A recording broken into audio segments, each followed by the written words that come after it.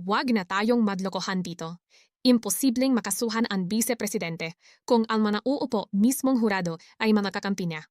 Tama si Fiona. Dahil nung naging Senate President si Alan Peter Cayetano, naging malinaw ang alyansa.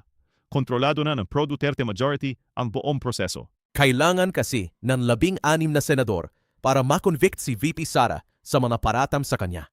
Kaya kahit anong kapal ng ebidensya ng korupsyon mula sa Kongreso, basura pa rin ang talalabasan. Mas uunahin ng mga yan ang alyansa kesa sa batas. Isipin mo, si Bato de la Rosa na wanted sa ICC. Lumabas pa sa taguan para lang bumoto kay Cayetano. Doon pa lang, alam mo nang scripted ang magiging desisyon.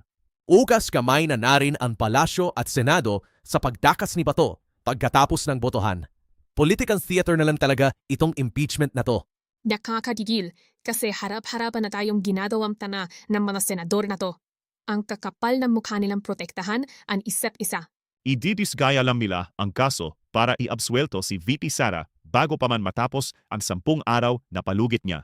Nawalan na palaga ng silbi ang hustisya kapag interes na ng mga makapangyarihang pamilya ang nakataya. Kung itong impeachment na kaya nilang maruin, paano pa kaya yung ibang issues tulad ng flood control at energy crisis natin? Tama si Fiona. Napakabulok ang sistema, kaya bantayan natin to. Hey, nakakalungkot talaga ang nangyayari sa bansa natin. Huwag na kayon umasa sa hustisya mula sa Senado. Gisingin niyo ang mga utak niyo dahil ninoloko lang tayo.